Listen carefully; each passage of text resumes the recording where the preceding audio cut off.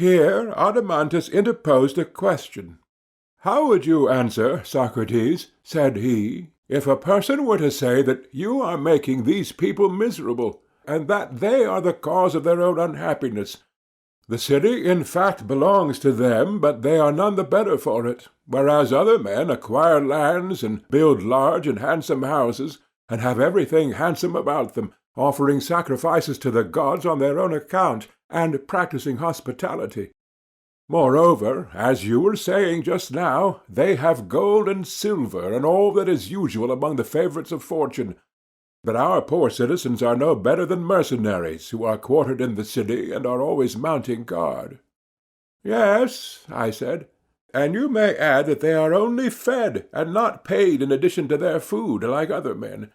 And therefore they cannot, if they would, take a journey of pleasure. They have no money to spend on a mistress, or on any luxurious fancy, which, as the world goes, is thought to be happiness, and many other accusations of the same nature might be added." "But," said he, "let us suppose all this to be included in the charge." "You mean to ask," I said, "what will be our answer?" "Yes." "If we proceed along the old path, my belief," I said, "is that we shall find the answer. And our answer will be that, even as they are, our guardians may very likely be the happiest of men. But our aim in founding the state was not the disproportionate happiness of any one class, but the greatest happiness of the whole. We thought that in a state which is ordered with a view to the good of the whole, we should be most likely to find justice, and having found them, we might then decide which of the two is the happier. At present, I take it, we are fashioning the happy state not piecemeal or with a view of making a few happy citizens, but as a whole, and by we will proceed to view the opposite kind of state. Suppose that we were painting a statue, and someone came up to us and said, 'Why do you not put the most beautiful colors on the most beautiful parts of the body? The eyes ought to be purple, but you have made them black.' To him we might fairly answer, 'Sir, you would not surely have us beautify the eyes to such a degree that they are no longer eyes? Consider rather whether, by giving this or the other features their due proportion, we make the whole beautiful. And so I say to you, do not compel us to assign to the guardians a sort of happiness which will make them anything but guardians. For we too can clothe our husbandmen in royal apparel, and set crowns of gold on their heads, and bid them till the ground as much as they like, and no more. Our potters also might be allowed to repose on couches, and feast by the fireside, passing round the wine-cup, while their wheel is conveniently at hand, and working at pottery only as much as they like. In this way we might make every class happy, and then, as you imagine, the whole state would be happy. But do not put this idea into our heads, for if we listen to you, the husbandman will be no longer a husbandman, the potter will cease to be a potter, and no one will have the character of any distinct class in the state. Now this is not of much consequence where the corruption of society and pretension to be what you are not is confined to cobblers. But when the guardians of the laws and of the government are only seeming and not real guardians, then see how they turn the state upside down, and on the other hand, they alone have the power of giving order and happiness to the state. We mean our guardians to be true saviours, and not the destroyers of the state, whereas our opponent is thinking of peasants at a festival, who are enjoying a life of revelry, not of citizens who are doing their duty to the state. But if so, we mean different things, and he is speaking of something which is not a state, and therefore we must consider whether in appointing our guardians we would look to their greatest happiness individually, or whether this principle of happiness does not rather reside in the state as a whole. But if the latter be the truth, then the guardians and auxiliaries, and all others equal with them, must be compelled or induced to do their own work in the best way. And thus the whole state will grow up in a noble order, and the several classes will receive the proportion of happiness which nature assigns to them. I think that you are quite right. I wonder whether you will agree with another remark which occurs to me. What might that be? There seem to be two causes of the deterioration of the arts. What are they? Wealth, I said, and poverty. How do they act? The process is as follows. When a potter becomes rich, will he, think you, any longer take the same pains with his art? Certainly not. He will grow more and more indolent and careless. Very true, and the result will be that he becomes a worse potter. Yes, he greatly deteriorates. But, on the other hand, if he has no money, and cannot provide himself with tools or instruments, he will not work equally well himself, nor will he teach his sons or apprentices to work equally well. Certainly not. Then, under the influence either of poverty or of wealth, workmen and their work are equally liable to degenerate? That is evident. Here then is a discovery of new evils, I said, against which the guardians will have to watch, or they will creep into the city unobserved. What evils? Wealth, I said, and poverty. The one is the parent of luxury and indolence, and the other of meanness and viciousness, and both of discontent. That is very true, he replied, but still I should like to know, Socrates, how our city will be able to go to war, especially against an enemy who is rich and powerful, if deprived of the sinews of war. There would certainly be a difficulty, I replied, in going to war with one such enemy, but there is no difficulty where there are two of them. How so? He asked. In the first place, I said, if we have to fight, our side will be trained warriors fighting against an army of rich men. That is true, he said. And do you not suppose, Adeimantus, that a single boxer who is perfect in his art would easily be a match for two stout and well-to-do gentlemen who were not boxers? Hardly, if they came upon him at once. What now, I said, if we were able to run away and then turn and strike at the one who first came up, and supposing he were to do this several times under the heat of a scorching sun, might he not, being an expert, overturn more than one stout personage? Certainly, he said. There would be nothing wonderful in that. And yet rich men probably have a greater superiority in the science and practice of boxing than they have in military qualities. Likely enough. Then we may assume that our athletes will be able to fight with 2 or 3 times their own number? I agree with you, for I think you're right. And supposing that, before engaging, our citizens send an embassy to one of the 2 cities telling them what is the truth. Silver and gold we neither have nor are permitted to have, but you may. Do you therefore come and help us in war, and take the spoils of the other city?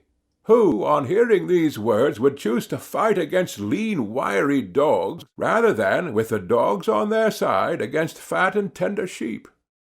That is not likely, and yet there might be a danger to the poor state if the wealth of many states were to be gathered into one. But how simple of you to use the term state at all of any but our own. Why so?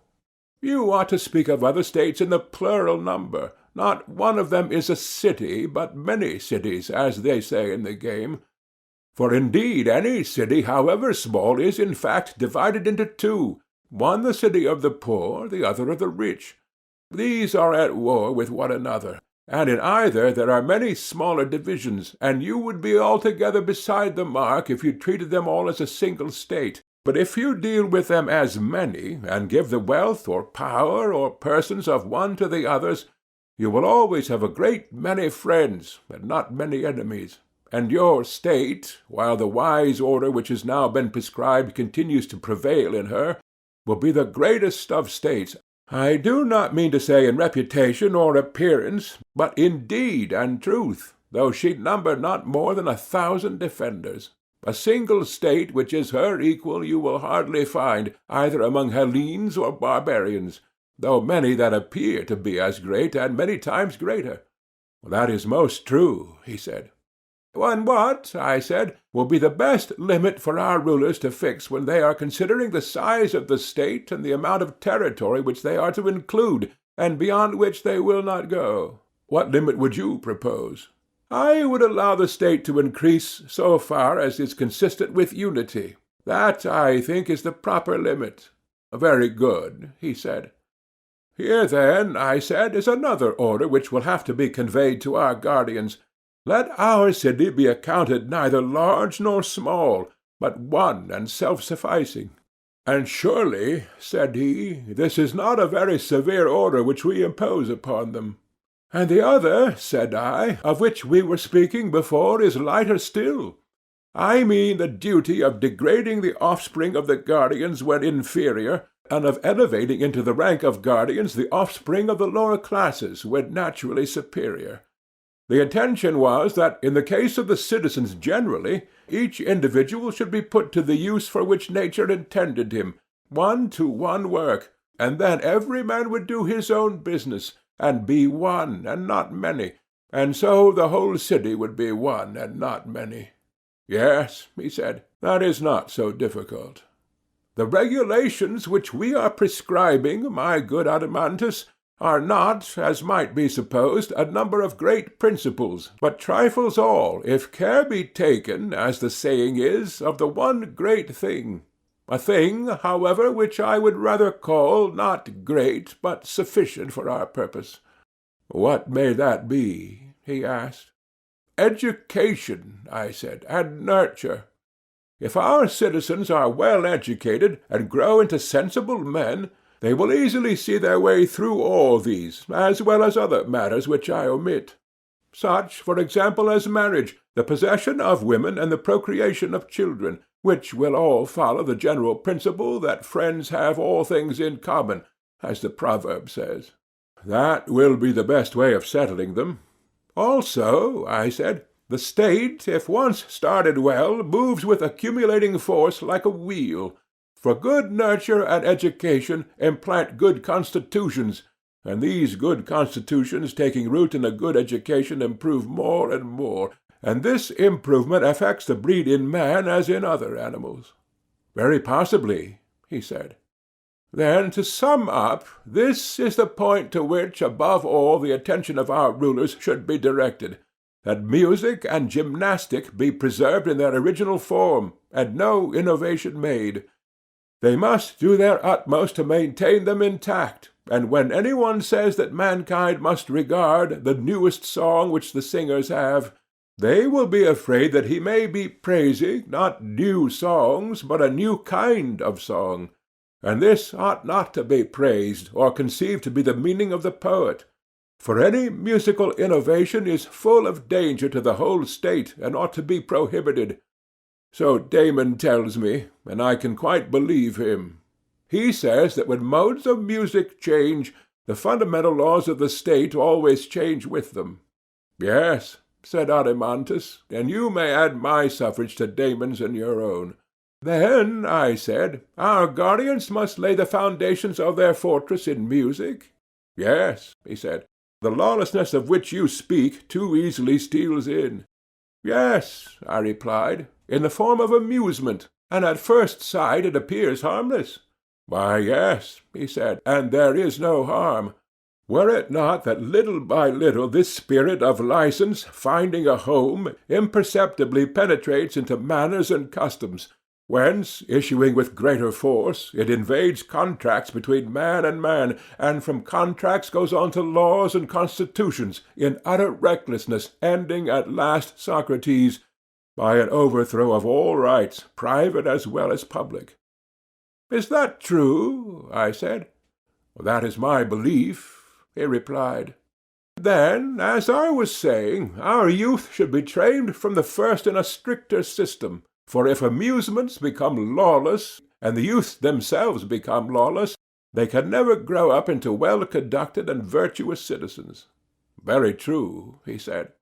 And when they have made a good beginning in play, and by the help of music have gained the habit of good order, then this habit of order, in a manner how unlike the lawless play of the others, will accompany them in all their actions, and be a principle of growth to them, and if there be any fallen places in the state, will raise them up again. Very true, he said. Thus educated, they will invent for themselves any lesser rules which their predecessors have altogether neglected. What do you mean? I mean such things as these: when the young are to be silent before their elders, how they are to show respect to them by standing and making them sit, what honor is due to parents, what garments or shoes are to be worn, the mode of dressing the hair, deportment and manners in general. You would agree with me? Yes. But there is, I think, small wisdom in legislating about such matters. I doubt if it is ever done, nor are any precise written enactments about them likely to be lasting. Impossible. It would seem, Adeimantus, that the direction in which education starts a man will determine his future life. Does not like always attract like? To be sure. Until some one rare and grand result is reached which may be good, and may be the reverse of good. That is not to be denied. And for this reason, I said, I shall not attempt to legislate further about them. Naturally enough, he replied. Well, and about the business of the agora, and the original dealings between man and man, or again about agreements with artisans, about insult and injury, or the commencement of actions and the appointment of juries, what would you say? There may also arise questions about any impositions and exactions of market and harbour dues which may be required, and in general about the regulations of markets, police, harbours, and the like. Oh, heavens! Shall we condescend to legislate on any of these particulars? I think, he said, that there is no need to impose laws about them on good men. What regulations are necessary they will find out soon enough for themselves. Yes, I said, my friend, if God will only preserve to them the laws which we have given them. And without divine help, said Adeimantus, they will go on forever making and bending their laws and their lives in the hope of attaining perfection. You would compare them, I said, to those invalids who, having no self-restraint, will not leave off their habits of intemperance? Exactly. Yes, I said, and what a delightful life they lead! They are always doctoring and increasing and complicating their disorders, and always fancying that they will be cured by any nostrum which anybody advises them to try. Some cases are very common, he said, with invalids of this sort. Yes, I replied, and the charming thing is that they deem him their worst enemy who tells them the truth, which is simply that unless they give up eating and drinking and wenching and idling, neither drug nor cautery nor spell nor amulet nor any other remedy will avail. Charming, he replied. I see nothing charming in going into a passion with a man who tells you what is right. These gentlemen, I said, do not seem to be in your good graces. Assuredly not. Nor would you praise the behavior of states which act like the men whom I was just now describing, for are there not ill-ordered states in which the citizens are forbidden under pain of death to alter the constitution, and yet he who most sweetly courts those who live under this regime, and indulges them, and fawns upon them, and is skilful at anticipating and gratifying their humours, is held to be a great and good statesman? Do not these states resemble the persons whom I was describing? Yes, he said, the states are as bad as the men, and I am very far from praising them. But do you not admire, I said, the coolness and dexterity of these ready ministers of political corruption? Yes, he said, I do, but not for all of them. For there are some whom the applause of the multitude has deluded into the belief that they are really statesmen, and these are not much to be admired.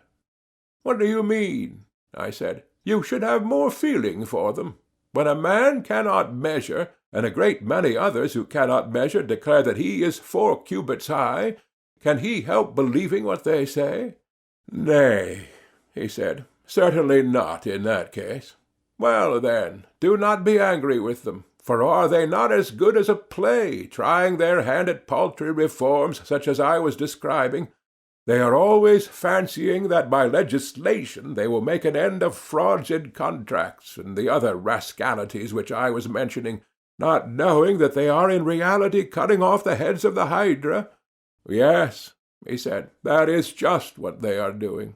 "I conceive," I said, "that the true legislator will not trouble himself with this class of enactments, whether concerning laws or the Constitution, either in an ill-ordered or in a well-ordered state. For in the former they are quite useless, and in the latter there will be no difficulty in devising them, and many of them will naturally flow out of our previous regulations." "What, then," he said, "is still remaining to us of the work of legislation?" "Nothing to us," I replied, "but to Apollo, the god of Delphi, there remains the ordering of the greatest and noblest and chiefest things of all." "Which are they?" he said. "The institution of temples and sacrifices, and the entire service of gods, demigods, and heroes. Also the ordering of the repositories of the dead, and the rites which have to be observed by him who would propitiate the inhabitants of the world below. These are matters of which we are ignorant ourselves, and as founders of a city we should be unwise in trusting them to any interpreter but our ancestral deity. He is the god who sits in the centre, on the navel of the earth, and he is the interpreter of religion to all mankind." "You are right, and we will do as you propose." "But where, amid all this, is justice? Son of Ariston, tell me where. Now that our city has been made habitable, light a candle and search, and get your brother and Polemarchus and the rest of our friends to help, and let us see where in it we can discover justice, and where injustice, and in what they differ from one another, and which of them the man who would be happy should have for his portion, whether seen or unseen by gods and men." "Nonsense," said Glaucon. "Did you not promise to search yourself, saying that for you not to help justice in her need would be an impiety?" "I do not deny that I said so, and as you remind me, I will be as good as my word. But you must join." "We will," he replied. "Well, then, I hope to make a discovery in this way. I mean to begin with the assumption that our state, if rightly ordered, is perfect. That is most certain, and being perfect, is therefore wise and valiant and temperate and just. That is likewise clear. And whichever of these qualities we find in the state, the one which is not found will be the residue. Very good. If there were 4 things, and we were searching for one of them, wherever it might be, the one sought for might be known to us from the first, and there would be no further trouble. Or we might know the other 3 first, and then the 4th would be clearly the one left." "Very true," he said. "And is not a similar method to be pursued about the virtues, which are also 4 in number?" "Clearly. First among the virtues found in the state, wisdom comes into view, and in this I detect a certain peculiarity." "What is that?" "The state which we have been describing is said to be wise as being good in counsel." "Very true. And good counsel is clearly a kind of knowledge, for not by ignorance but by knowledge do men counsel well." "Clearly. And the kinds of knowledge in a state are many and diverse?" "Of course. There is the knowledge of the carpenter, but is that the sort of knowledge which gives a city the title of wise and good in counsel?" "Certainly not. That would only give a city the reputation of skill in carpentering." "Then a city is not to be called wise because possessing a knowledge which counsels for the best about wooden implements?" "Certainly not." "Nor by reason of a knowledge which advises about brazen pots," I said, "nor as possessing any other similar knowledge?" "Not by reason of any of them," he said. "Nor yet by reason of a knowledge which cultivates the earth. That would give the city the name of agricultural." "Yes." "Well," I said, "and is there any knowledge in our recently founded state among any of the citizens which advises, not about any particular thing in the state, but about the whole, and considers how a state can best deal with itself and with other states?" "There certainly is." "And what is this knowledge, and among whom is it found?" I asked. "It is the knowledge of the guardians," he replied, "and is found among those whom we were just now describing as perfect guardians." "And what is the name which the city derives from the possession of this sort of knowledge?" the name of good in counsel and truly wise. And will there be in our city more of these true guardians or more smiths? The smiths, he replied, will be far more numerous. Will not the guardians be the smallest of all the classes who receive a name from the profession of such kind of knowledge? Much the smallest. And so, by reason of the smallest part or class, and of the knowledge which resides in this presiding and ruling part of itself, the whole state, being thus constituted according to nature, will be wise, and this, which has the only knowledge worthy to be called wisdom, has been ordained by nature to be of all classes the least. Most true. Thus, then, I said, the nature and place in the state of one of the four virtues has somehow or other been discovered, and in my humble opinion very satisfactorily discovered, he replied.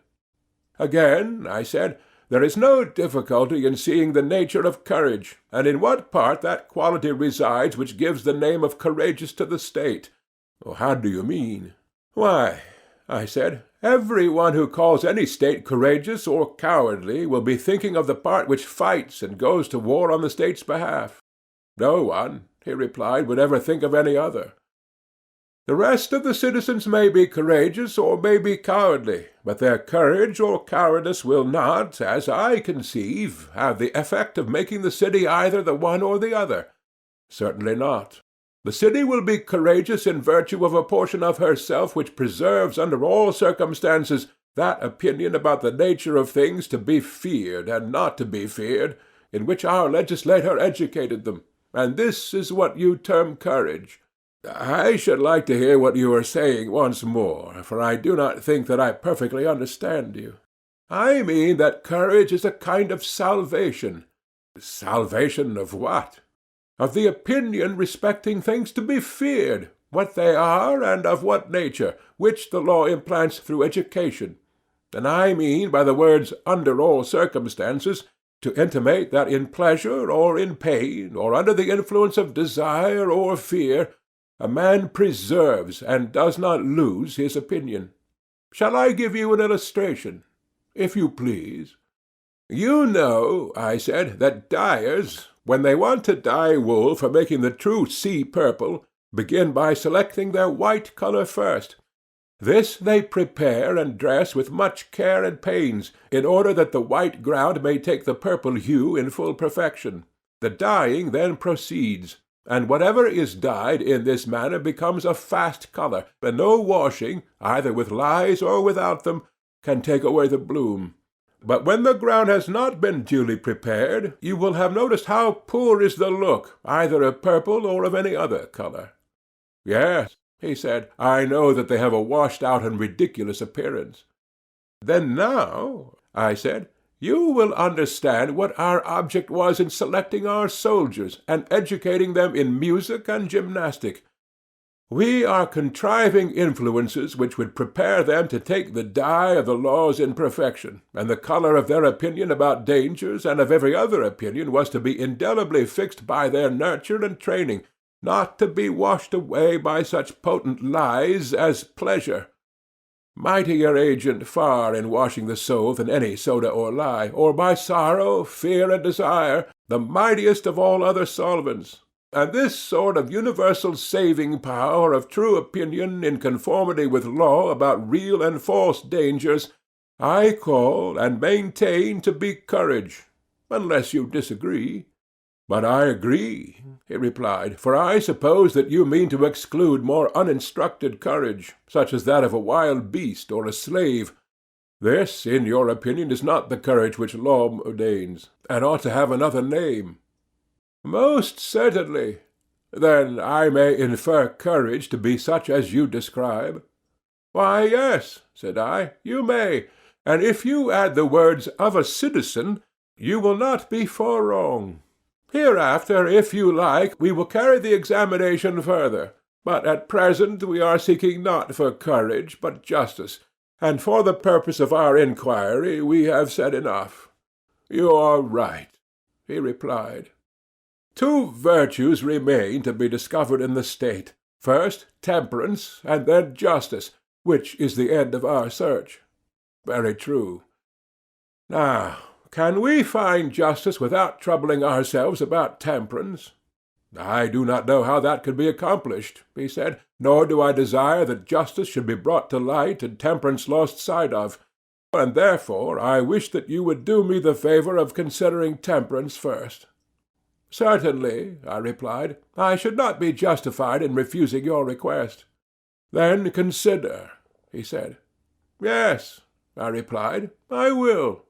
And as far as I can at present see, the virtue of temperance has more of the nature of harmony and symphony than the preceding. How so? He asked. Temperance, I replied, is the ordering or controlling of certain pleasures and desires. This is curiously enough implied in the saying of a man being his own master, and other traces of the same notion may be found in language. No doubt, he said, there is something ridiculous in the expression master of himself, for the master is also the servant, and the servant the master, and in all these modes of speaking the same person is denoted. Certainly. The meaning is, I believe, that in the human soul there is a better and also a worse principle, and when the better has the worse under control, then a man is said to be master of himself, and this is a term of praise. But when, owing to evil education or association, the better principle, which is also the smaller, is overwhelmed by the greater mass of the worse, in this case he is blamed, and is called the slave of self and unprincipled. Yes, there is reason in that. And now, I said, look at our newly created state, and there you will find one of these two conditions realized. For the state, as you will acknowledge, may be justly called master of itself, if the words temperance and self-mastery truly express the rule of the better part over the worse.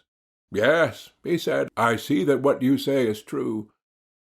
Let me further note that the manifold and complex pleasures and desires and pains are generally found in children and women and servants, and in the freemen so-called, who are the lowest and more numerous class.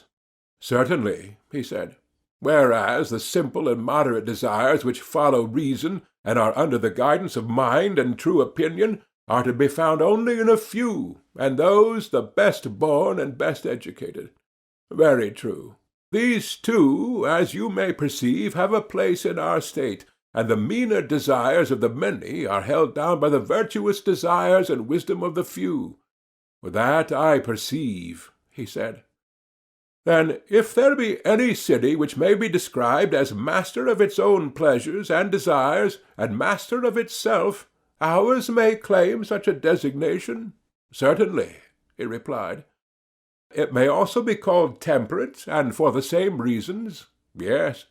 And if there be any state in which rulers and subjects will be agreed as to the question who are to rule, that again will be our state, undoubtedly. And the citizens being thus agreed among themselves, in which class will temperance be found, in the rulers or in their subjects? In both, as I should imagine, he replied. Do you observe that we are not far wrong in our guess that temperance was a sort of harmony? Why so? Why, because temperance is unlike courage and wisdom, each of which resides in a part only, the one making the state wise and the other valiant. Not so temperance, which extends to the whole, and runs through all the notes of the scale, and produces a harmony of the weaker and the stronger and the middle class, whether you suppose them to be stronger or weaker in wisdom or power or numbers or wealth, or anything else. Most truly, then, may we deem temperance to be the agreement of the naturally superior and inferior, as to the right of rule of either, both in states and individuals. I entirely agree with you.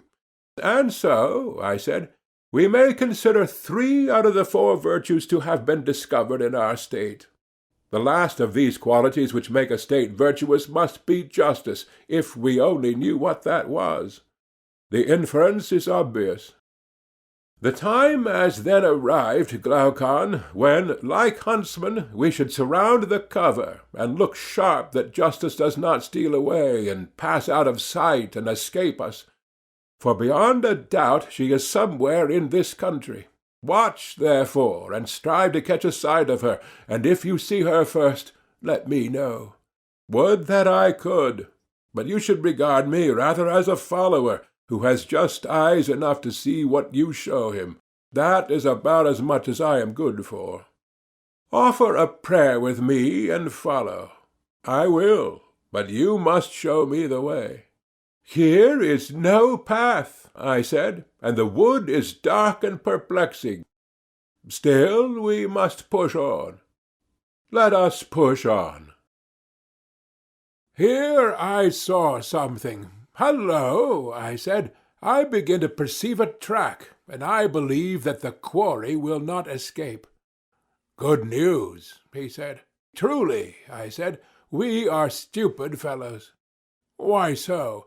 Why, my good sir, at the beginning of our inquiry, ages ago, there was justice tumbling out at our feet, and we never saw her. Nothing could be more ridiculous. Like people who go about looking for what they have in their hands. That was the way with us. We looked not at what we were seeking, but at what was far off in the distance, and therefore, I suppose, we missed her. What do you mean? I mean to say that in reality, for a long time past we have been talking of justice, and have failed to recognize her. I grow impatient at the length of your exordium. Well then, tell me, I said, whether I am right or not. You remember the original principle which we were always laying down at the foundation of the state, that one man should practice one thing only, the thing to which his nature was best adapted. Now, justice is this principle, or a part of it. Yes, we often said that one man should do one thing only. Further, we affirmed that justice was doing one's own business and not being a busybody. We said so again and again, and many others have said the same to us. Yes, we said so. Then to do one's own business in a certain way may be assumed to be justice. Can you tell me whence I derive this inference? I cannot, but I should like to be told. Because I think that this is the only virtue which remains in the state when the other virtues of temperance and courage and wisdom are abstracted, and that this is the ultimate cause and condition of the existence of all of them, and while remaining in them is also their preservative. And we were saying that if the three were discovered by us, justice would be the fourth or remaining one. Well, that follows of necessity. If we are asked to determine which of these four qualities by its presence contributes most to the excellence of the state, whether the agreement of rulers and subjects, or the preservation in the soldiers of the opinion which the law ordains about the true nature of dangers, or wisdom and watchfulness in the rulers, or whether this other which I am mentioning, and which is found in children and women, slave and freeman, artisan, ruler, subject, the quality, I mean, of every one doing his own work, and not being a busybody, would claim the palm, the question is not so easily answered. Certainly, he replied, there would be a difficulty in saying which. Then the power of each individual in the state to do his own work appears to compete with the other political virtues, wisdom, temperance, courage. Yes, he said. And the virtue which enters into this competition is justice? Exactly. Let us look at the question from another point of view. Are not the rulers in a state those to whom you would entrust the office of determining suits at law? Certainly. And are suits decided on any other ground but that a man may neither take what is another's, nor be deprived of what is his own? Yes, that is their principle. Which is a just principle? Yes. Then on this view also, justice will be admitted to be the having and doing what is a man's own and belongs to him? Very true. Think now, and say whether you agree with me or not. Suppose a carpenter to be doing the business of a cobbler, or a cobbler of a carpenter, and suppose them to exchange their implements or their duties, or the same person to be doing the work of both, or whatever be the change. Do you think that any great harm would result to the state? Not much. But when the cobbler or any other man whom nature designed to be a trader, having his heart lifted up by wealth or strength or the number of his followers, or any like advantage, attempts to force his way into the class of warriors, or a warrior into that of legislators and guardians, for which he is unfitted, and either to take the implements or the duties of the other, or when a man is trader, legislator, and warrior all in one, then I think you will agree with me in saying that this interchange and this meddling of one with another is the ruin of the state. Most true. Seeing, then, I said, that there are three distinct classes, any meddling of one with another, or the change of one into another, is the greatest harm to the state, and may be most justly termed evil-doing. Precisely. And the greatest degree of evil-doing to one's own city would be termed by you injustice? Certainly. This, then, is injustice, and on the other hand, when the trader, the auxiliary, and the guardian each do their own business, that is justice, and will make the city just. I agree with you. We will not, I said, be over-positive as yet. But if, on trial, this conception of justice be verified in the individual as well as in the state, there will be no longer any room for doubt. If it be not verified, we must have a fresh inquiry. First, let us complete the old investigation, which we began, as you remember, under the impression that, if we could previously examine justice on the larger scale, there would be less difficulty in discerning her in the individual.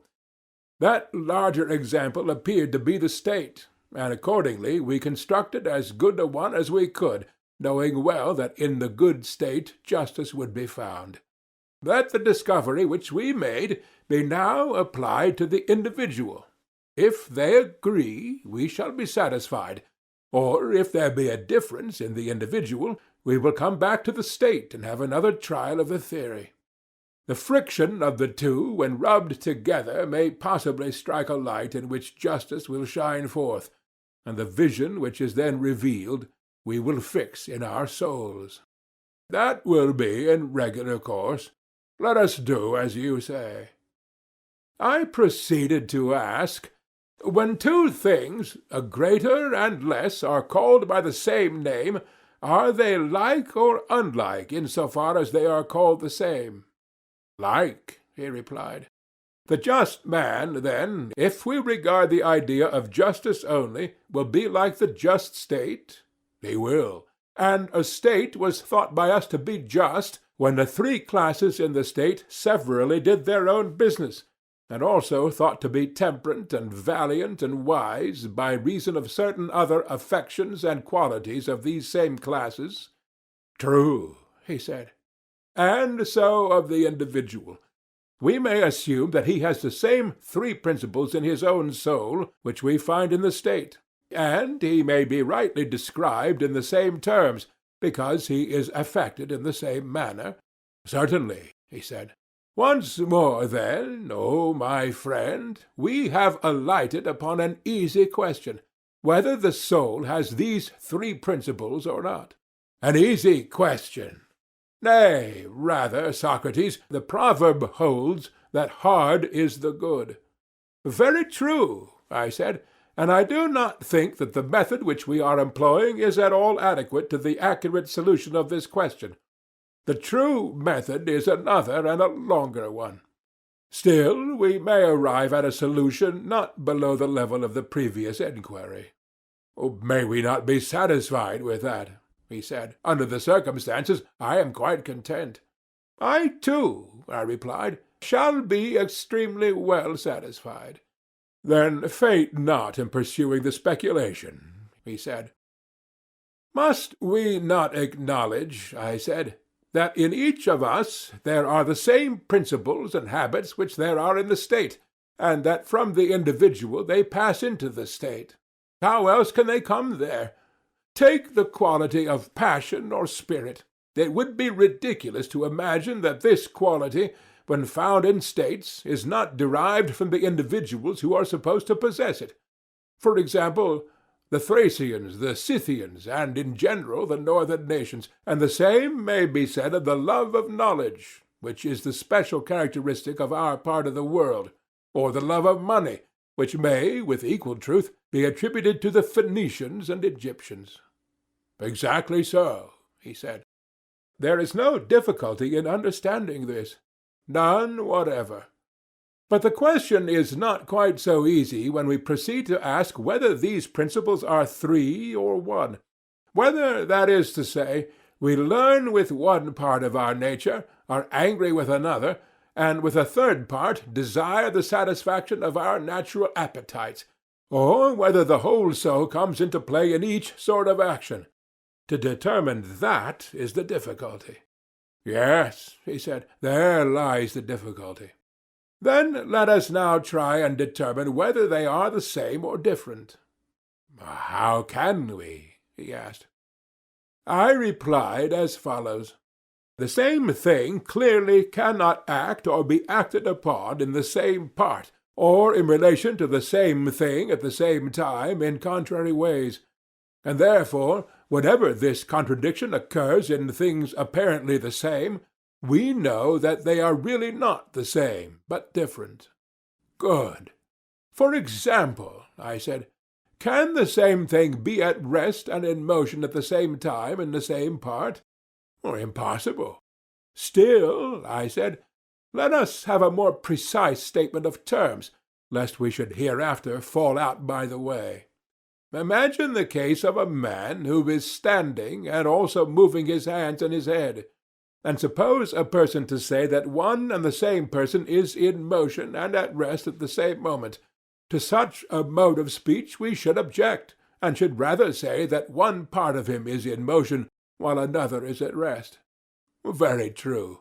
And suppose the objector to refine still further, and to draw the nice distinction that not only parts of tops, but whole tops, when they spin round with their pegs fixed on the spot, are at rest and in motion at the same time, and he may say the same of anything which revolves in the same spot, his objection would not be admitted by us, because in such cases things are not at rest and in motion in the same parts of themselves.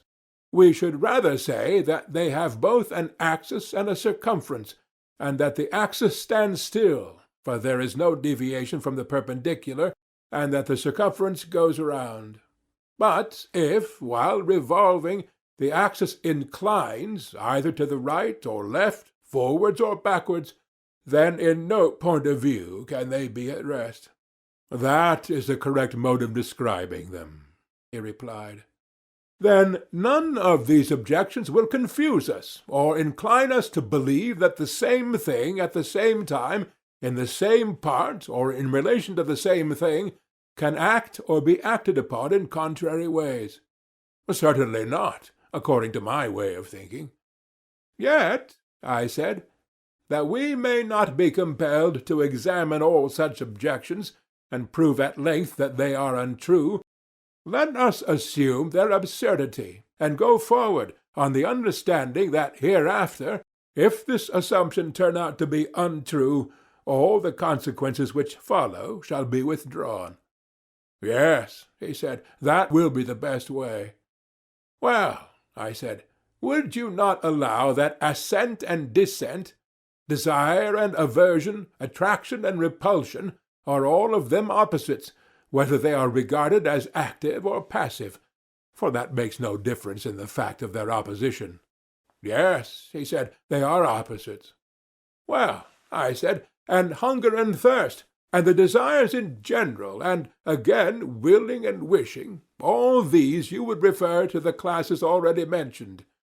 You would say, would you not, that the soul of him who desires is seeking after the object of his desire, or that he is drawing to himself the thing which he wishes to possess, or, again, when a person wants anything to be given him, his mind, longing for the realization of his desire, intimates his wish to have it by a nod of assent, as if he had been asked a question. Very true. And what would you say of unwillingness and dislike, and the absence of desire, should not these be referred to the opposite class of repulsion and rejection? Certainly. Admitting this to be true of desire generally, let us suppose a particular class of desires, and out of these we will select hunger and thirst, as they are termed, which are the most obvious of them. Let us take that class, he said. The object of one is food, and of the other drink? Yes. And here comes the point. Is not thirst the desire which the soul has of drink, and of drink only, not of drink qualified by anything else? For example, warm or cold, or much or little, or, in a word, drink of any particular sort. But if the thirst be accompanied by heat, then the desire is of cold drink, or, if accompanied by cold, then of warm drink. Or, if the thirst be excessive, then the drink which is desired will be excessive, or, if not great, the quantity of drink will also be small. But thirst, pure and simple, will desire drink pure and simple, which is the natural selection of thirst, as food is of hunger. Yes, he said, the simple desire is, as you say, in every case of the simple object, and the qualified desire of the qualified object. But here a confusion may arise, and I should wish to guard against an opponent starting up and saying that no man desires drink only, but good drink, or food only, but good food. For good is the universal object of desire, and thirst, being a desire, will necessarily be thirst after good drink, and the same is true of every other desire. Yes, he replied, the opponent might have something to say.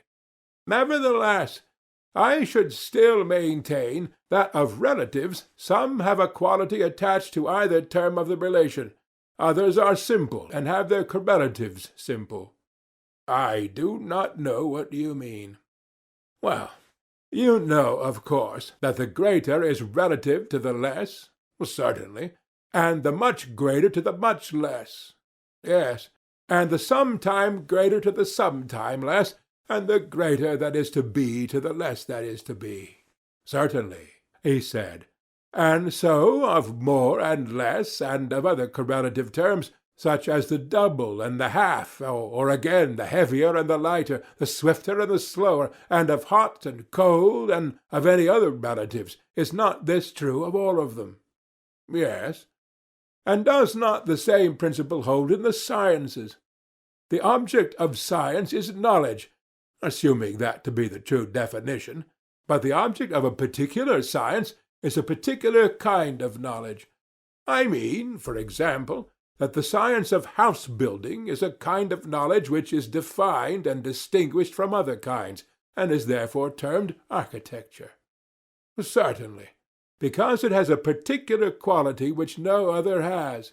Yes, and it has this particular quality because it has an object of a particular kind, and this is true of the other arts and sciences. Yes. Now then, if I made myself clear, you will understand my original meaning in what I said about relatives.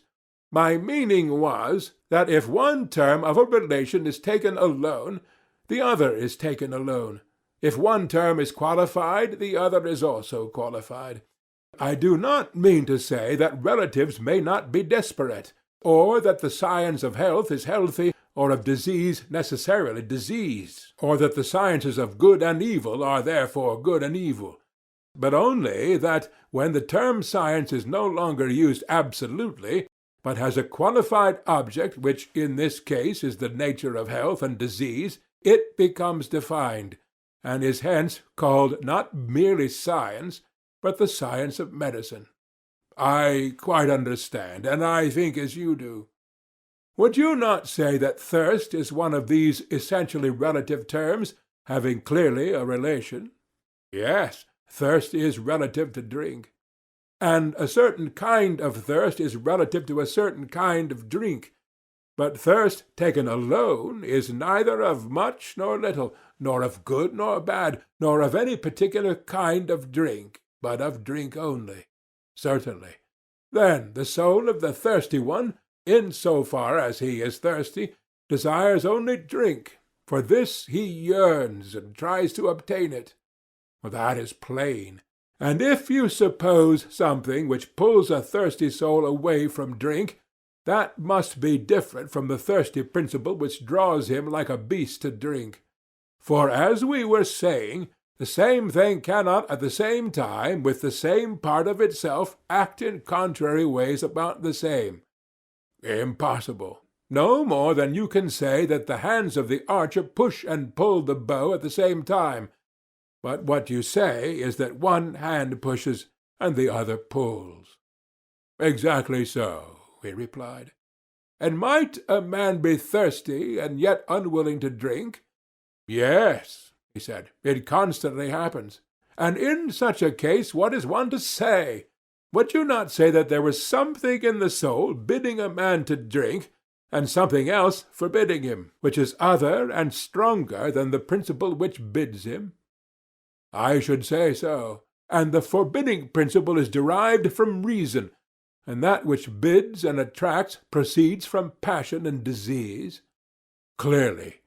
Then we may fairly assume that they are two, and that they differ from one another. The one with which a man reasons we may call the rational principle of the soul. The other we may call the rational principle of the soul. The other, with which he loves and hungers and thirsts and feels the flutterings of any other desire, may be termed the irrational or appetitive, the ally of sundry pleasures and satisfactions. Yes, he said, we may fairly assume them to be different. Then let us finally determine that there are two principles existing in the soul. And what of passion or spirit? Is it a third, or akin to one of the preceding? I should be inclined to say akin to desire. Well, I said, there is a story which I remember to have heard, and in which I put faith. The story is that Leontius, the son of Algleion, coming up one day from the Piraeus, under the north wall on the outside, observed some dead bodies lying on the ground at the place of execution. He felt a desire to see them, and also a dread and abhorrence of them. For a time he struggled and covered his eyes, but at length the desire got the better of him, and forcing them open, he ran up to the dead bodies, saying, "Look, ye wretches, take your fill of the fair sight." "I have heard the story myself," he said. The moral of the tale is that anger at times goes to war with desire, as though they were two distinct things. "Yes, that is the meaning," he said. "And are there not many other cases in which we observe that when a man's desires violently prevail over his reason, he reviles himself, and is angry at the violence within him, and that in this struggle, which is like the struggle of factions in a state, his spirit is on the side of his reason? But for the passionate or spirited element to take part with the desires when reason decides that she should not be opposed, is a sort of thing which I believe that you never observed occurring in yourself, nor, as I should imagine, in any one else." "Certainly not. Suppose that a man thinks he has done a wrong to another. The nobler he is, the less able he is to feel indignant at any suffering, such as hunger or cold, or any other pain which the injured person may inflict upon him. These he deems to be just, and, as I say, his anger refuses to be excited by them." "True," he said. "But when he thinks that he is the sufferer of the wrong, then he boils and chafes, and is on the side of what he believes to be justice. And because he suffers hunger or cold or other pain, he is only the more determined to persevere and conquer. His noble spirit will not be quelled until he either slays or is slain, or until he hears the voice of the shepherd, that is, reason, bidding his dog bark no more." "The illustration is perfect," he replied, "and in our state, as we were saying, the auxiliaries were to be dogs, and to hear the voice of the rulers, who are their shepherds." "I perceive," I said, that you quite understand me. There is, however, a further point which I wish to consider. What point? You remember that passion or spirit appeared at first sight to be a kind of desire, but now we should say quite the contrary, for in the conflict of the soul spirit is arrayed on the side of the rational principle. Most assuredly. But a further question arises. Is passion different from reason also, or only a kind of reason? In which latter case, instead of 3 principles in the soul, there will be only 2, the rational and the concupiscent. Or rather, as the state was composed of 3 classes, traders, auxiliaries, counsellors, so may there not be in the individual soul a 3rd element which is passion or spirit, and when not corrupted by bad education, is the natural auxiliary of reason? Yes, he said, there must be a 3rd. Yes, I replied, if passion, which has already been shown to be different from desire, turns out also to be different from reason. But that is easily proved. We may observe even in young children that they are full of spirit almost as soon as they are born, whereas some of them never seem to attain the use of reason, and most of them late enough. Excellent, I said. And you may see passion equally in brute animals, which is a further proof of the truth of what you are saying. And we may once more appeal to the words of Homer, which have already been quoted by us. He smote his breast, and thus rebuked his soul. For in this verse Homer has clearly supposed the power which reasons about the better and worse to be different from the unreasoning anger which is rebuked by it. Very true, he said. And so, after much tossing, we have reached land, and are fairly agreed that the same principles which exist in the state exist also in the individual, and that they are 3 in number. Exactly. Must we not then infer that the individual is wise in the same way, and in virtue of the same quality which makes the state wise? Certainly. Also, that the same quality which constitutes courage in the state constitutes courage in the individual, and that both the state and the individual bear the same relation to all the other virtues? Assuredly. And the individual will be acknowledged by us to be just in the same way in which the state is just? Well, that follows, of course. We cannot but remember that the justice of the state consisted in each of the 3 classes doing the work of its own class. We are not very likely to have forgotten, he said. We must recollect that the individual in whom the several qualities of his nature do their own work will be just, and will do his own work. Yes, he said, we must remember that too. And ought not the rational principle, which is wise and has the care of the whole soul, to rule, and the passionate or spirited principle to be the subject and ally? Certainly. And, as we were saying, the united influence of music and gymnastic will bring them into accord, nerving and sustaining the reason with noble words and lessons, and moderating and soothing and civilizing the wildness of passion by harmony and rhythm. Quite true, he said. And these 2, thus nurtured and educated, and having learned truly to know their own functions, will rule over the concupiscent, which in each of us is the largest part of the soul, and by nature most insatiable of gain. Over this they will keep guard, lest, waxing great and strong with the fullness of bodily pleasures, as they are termed, the concupiscent soul, no longer confined to her own sphere, should attempt to enslave and rule those who are not her natural-born subjects, and overturn the whole life of man. Very true, he said. Both together will they not be the best defenders of the whole soul and the whole body against attacks from without, the one counselling, and the other fighting under his leader, and courageously executing his commands and counsels? True. And he is to be deemed courageous whose spirit retains in pleasure and in pain the commands of reason about what he ought or ought not to fear. Right, he replied.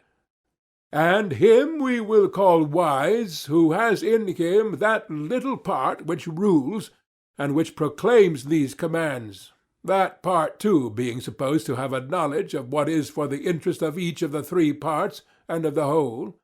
Assuredly. And would you not say that he is temperate, who has these same elements in friendly harmony, in whom the one ruling principle of reason, and the two subject ones of spirit and desire, are equally agreed that reason ought to rule, and do not rebel? Certainly, he said, that is the true account of temperance, whether in the state or individual. And surely, I said, we have just explained again and again how and by virtue of what quality a man will be just. That is very certain. And is justice dimmer in the individual, and is her form different, or is she the same which we found her to be in the state? There is no difference in my opinion, he said, because, if any doubt is still lingering in our minds, a few commonplace instances will satisfy us of the truth of what I am saying. What sort of instances do you mean?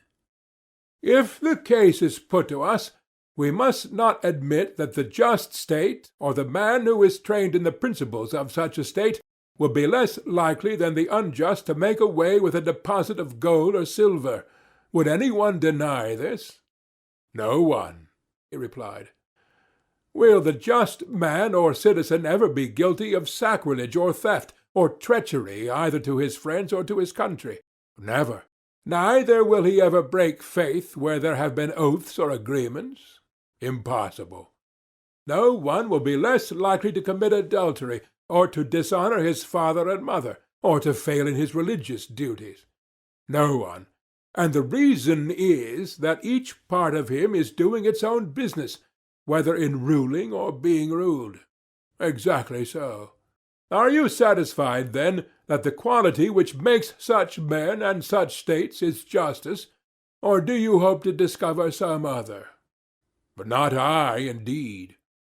Then our dream has been realized, and the suspicion which we entertained at the beginning of our work of construction, that some divine power must have conducted us to a primary form of justice, has now been verified? Yes, certainly. And the division of labor which required the carpenter and the shoemaker and the rest of the citizens to be doing each his own business and not another's was a shadow of justice, and for that reason it was of use? Clearly. But in reality justice was such as we were describing, being concerned, however, not with the outward man, but with the inward, which is the true self and concernment of man. For the just man does not permit the several elements within him to interfere with one another, or any of them to do the work of others. He sets in order his own inner life, and is his own master and his own law, and at peace with himself. And when he has bound together the three principles within him, which may be compared to the higher, lower, and middle notes of a scale, and the intermediate intervals, when he has bound all these together, and is no longer many, but has become one entirely temperate and perfectly adjusted nature, then he proceeds to act, if he has to act, whether in a matter of property, or in the treatment of the body, or in some affair of politics or private business, always thinking and calling that which preserves and cooperates with this harmonious condition just and good action, and the knowledge which presides over it wisdom, and which at any time impairs this condition, he will call unjust action, and the opinion which presides over it ignorance. You have said the exact truth, Socrates. Very good. And if we were to affirm that we had discovered the just man and the just state, and the nature of justice in each of them, we should not be telling a falsehood. Most certainly not. May we say so, then? Let us say so. And now, I said, injustice has to be considered. Clearly.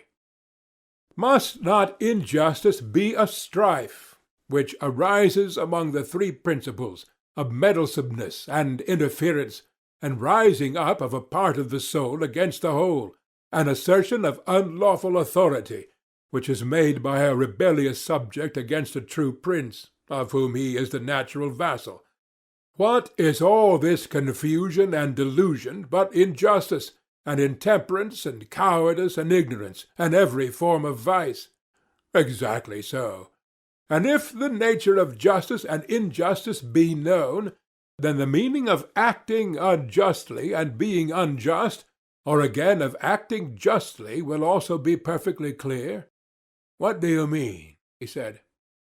Why, I said, they are like disease and health, being in the soul just what disease and health are in the body. How so? He said. Why, I said, that which is healthy causes health, and that which is unhealthy causes disease. Yes. And just actions cause justice, and unjust actions cause injustice? Well, that is certain. And the creation of health is the institution of a natural order, and government of one by another in the parts of the body, and the creation of disease is the production of a state of things at variance with this natural order. True. And is not the creation of justice the institution of a natural order, and government of one by another in the parts of the soul, and the creation of injustice the production of a state of things at variance with the natural order? Exactly so, he said. Then virtue is the health and beauty and well-being of the soul, and vice the disease and weakness and deformity of the same. True. And do not good practices lead to virtue, and evil practices to vice? Assuredly. Still, our old question of the comparative advantage of justice and injustice has not been answered. Which is the more profitable, to be just and act justly and practice virtue, whether seen or unseen of gods and men, or to be unjust and act unjustly, if only unpunished and unreformed? In my judgment, Socrates, the question has now become ridiculous. We know that when the bodily constitution is gone, life is no longer endurable, though pampered with all kinds of meats and drinks, and having all wealth and all power. And shall we be told that when the very essence of the vital principle is undermined and corrupted, life is still worth having to a man, if only he be allowed to do whatever he likes, with the single exception that he is not to acquire justice and virtue, or to escape from injustice and vice, assuming them both to be such as we have described? Yes, I said, the question is, as you say, ridiculous. Still, as we are near the spot at which we may see the truth in the clearest manner with our own eyes, let us not faint by the way. Certainly not, he replied. Come up hither, I said, and behold the various forms of vice, those of them, I mean, which are worth looking at. I am following you, he replied. Proceed. I said, the argument seems to have reached a height from which, as from some tower of speculation, a man may look down and see that virtue is one, but that the forms of vice are innumerable, there being 4 special ones which are deserving of note. What do you mean? He said. I mean, I replied, that there appear to be as many forms of the soul as there are distinct forms of the state. How many? There are 5 of the state and 5 of the soul, I said. What are they? The first, I said, is that which we have been describing, and which may be said to have 2 names, monarchy and aristocracy, accordingly as rule is exercised by one distinguished man or by many. True, he replied. But I regard the 2 names as describing one form only. For whether the government is in the hands of one or many, if the governors have been trained in the manner which we have supposed, the fundamental laws of the state will be maintained. That is true, he replied.